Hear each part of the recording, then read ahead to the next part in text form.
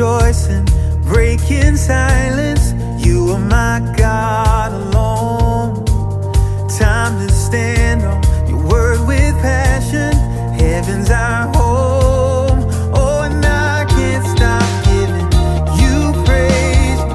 Your fame will last forever, and I won't stop living for your name, declaring your praise. You're my victory, reason why I sing everything I need. There's no other name that deserves all praise. You're my victory, Jesus.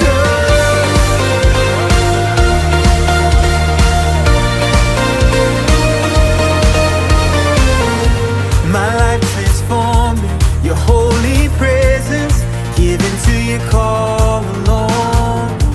My shame is buried, I live in freedom. My God is one. Oh, and I can't stop giving you praise.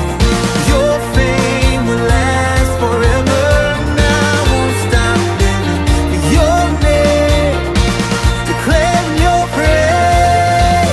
You're my victory, reason why I sing everything I need. There's no other name that deserves all praise. You're my victory. You're my victory, reason why I sing everything I need. There's no other name that deserves all praise. You're my victory, Jesus. You're my victory. You're my victory.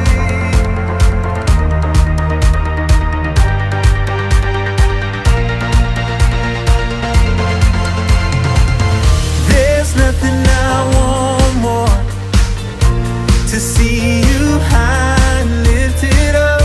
There's nothing more powerful than your name, your name. There's nothing I want more, to see you high and lifted up. There's nothing more powerful than your name, your name. You're my victory, reason why I sing everything I need. There's no other name that deserves all praise. You're my victory. You're my victory, reason why I sing everything I need. There's no other name that deserves all praise. You're my victory. There's nothing I want more, to see you high and lifted up. There's nothing more powerful than your name, your name. There's nothing I want more, to see you high and lifted up. There's nothing more powerful than your name, your name.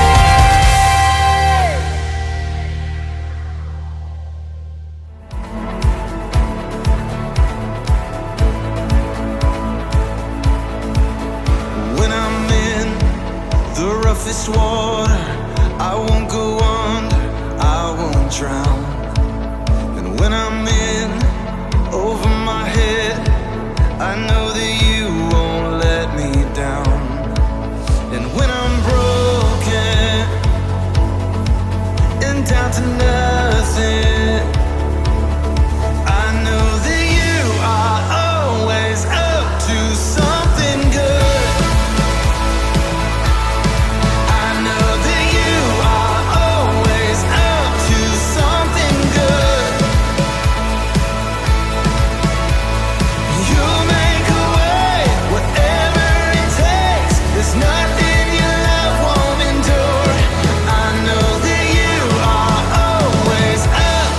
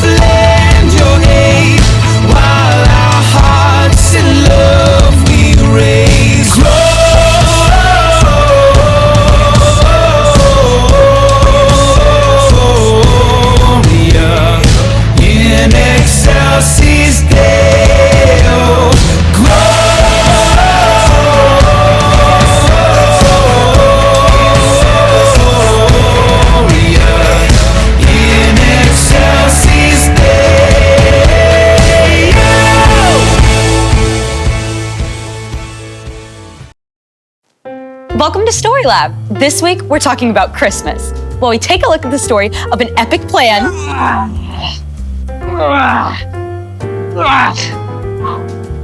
Everything okay? This tree is a beast.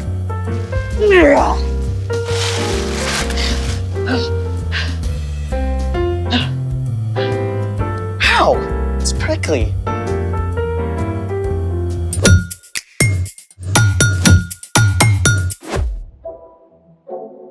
Hey, I'm Skylar. And I'm Sebastian. We're talking about Christmas, which is celebrating Jesus, God's greatest gift. How do you like to celebrate? Well, my dad gets a little intense with the lights. Intense how? Wow, I'm pretty sure that's visible from space. How do you like to celebrate? Let's see, Christmas cookies, candy canes, hot cocoa, candy canes, peppermint milkshake. Oh, did I say candy cane? I'm guessing you like candy canes. It's the sugar rush. And sugar crash. Okay, you're not wrong. How about some candy canes that aren't for eating? But what would be the point? We need to decorate our tree, right? True story. Well then, let's make it! What are we making? crystal candy canes. I'm all in. Step 1. Cut some red, green, and white pipe cleaners in half and twist up your candy cane base. Step 2. Use 2 cups of boiling water for each jar. You'll need a grown-up for the next part.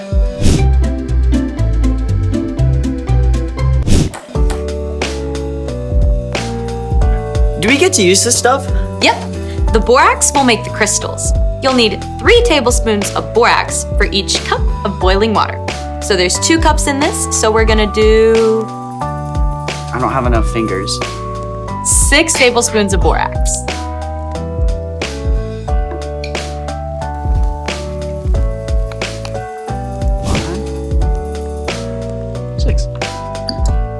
Now stir it up really well.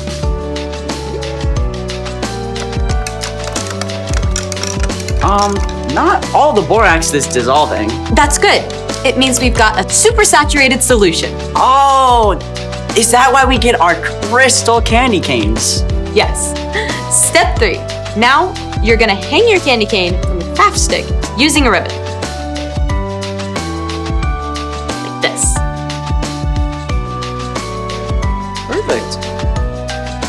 Now lower it into the glass. It should not touch any of the sides of the glass or the bottom of the glass. Like this? Yep. As the solution cools, more and more borax particles will settle out of the mixture and form crystals. I don't see any yet. Step 4, wait. Why is there so much waiting during Christmas? Speaking of waiting, it's time for... The story before the story. Today, we're in the Old Testament, the book of Isaiah. God had a plan to bless the whole world through one family, the Israelites. But God's people kept turning away from God. It seemed every good king who led the people to follow God's laws Was followed by a foolish king who led them to do wrong, terrible things. But God did not leave them alone. Even in this time of trouble, God spoke to the people through prophets who recorded and shared God's words. 2 of these prophets were named Isaiah and Micah. Which is where our story starts. Take it away. Hey everyone, I'm Erica. As we've heard, Isaiah lived during a difficult time for God's people. The Assyrians were threatening the northern nation of Israel, and the nation of Judah was in danger too. It seemed like there was no hope for God's people, but in the midst of that darkness, God spoke to a prophet named Isaiah. Who will I send? Here I am. Send me. Isaiah spent his whole life sharing God's words during the reign of 4 different kings. Isaiah's name even means, "The Lord is salvation." Some of the things that he spoke were warnings and challenges, but often Isaiah shared words of hope. He spoke and wrote about the time when God would send a rescuer to make everything right. A child will be born to us. A son will be given to us. He will rule over us, and he will be called Wonderful Advisor. and mighty God. He will also be called Father who lives forever, and the Prince who brings peace. Through Isaiah, God was promising to send a child who would become a mighty ruler, a king who would be a wonderful advisor, able to help us make wise decisions, also the very best kind of father, one who always loves and protects us.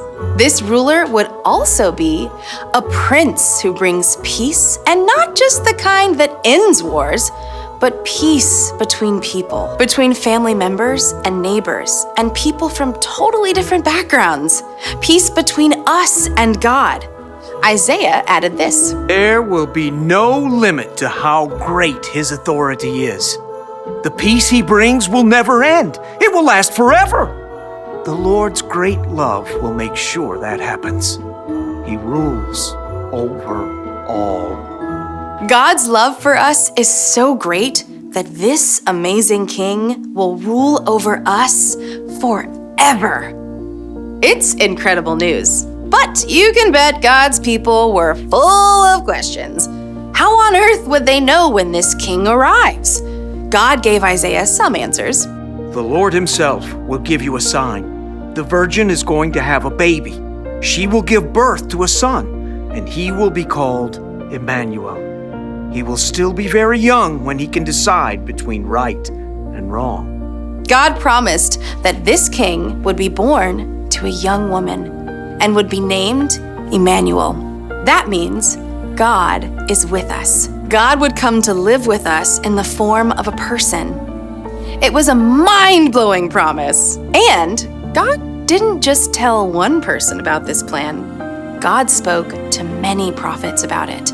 One of them, a man named Micah, lived around the same time as Isaiah. He came from a small town, but God gave him a message for everyone. Listen to me, all you nations. Micah cared deeply about God's heart for justice, for those who were hurting and overlooked. He also spoke of the one God would send to restore everything. Bethlehem, you might not be an important town in the nation of Judah. Out of you will come from me a ruler over Israel. His family line goes back to the early years of your nation. It goes all the way back to days of long ago. Even in the midst of a dark time, God's rescue plan was underway. God would send a king to be born as a baby in the little town of Bethlehem. That king would be filled with wisdom, would love and protect, and would bring peace between people and God. And even more, that king will reign and live forever. It's a message that brought hope to God's people in Isaiah's time and can bring hope to us today. The end. Wow, I mean, Christmas is epic already, but knowing how God planned every detail, That makes it extra epically epic. Try saying that 10 times fast. Extra epically epic, extra epically epic. Ugh. Okay, twice is plenty. So, what's our part in the story? Well, spoiler alert, God fulfilled those prophecies from Isaiah and Micah, and about 300 more, by sending Jesus. The story of Christmas shows us that God is faithful to keep every promise. So we can have hope even when things seem dark. Exactly. Not only did God promise to send Jesus, but God has promised to one day make everything right in this broken world. That should give us amazing hope, even when we face hard things. Like if you broke your arm and you have to miss 3 months of basketball. Or you hear your parents arguing a lot. Or you can't travel to see your favorite cousins at Christmas this year. Even when things are tough, you can know that God loves you and will be faithful to make things right again. It's kind of like with Christmas presents. You know you're gonna get to open them, but for right now, you gotta wait. Even if it seems like forever. I think you got it. See you next time. Bye. So here's the thing. You can have hope because God is faithful, Even when you've got to wait. especially when you have to wait. Oh, hey, are the crystal candy canes ready? Nope. What? They take like a whole day. But I made some last week that are ready. These are so cool. Look how the light shines through the borax crystal. What a great solution for our need for Christmas decorations. Solution? I see what you did there. Thanks for joining us in the Story Lab. See you next time. I like this one right here. Put it up here.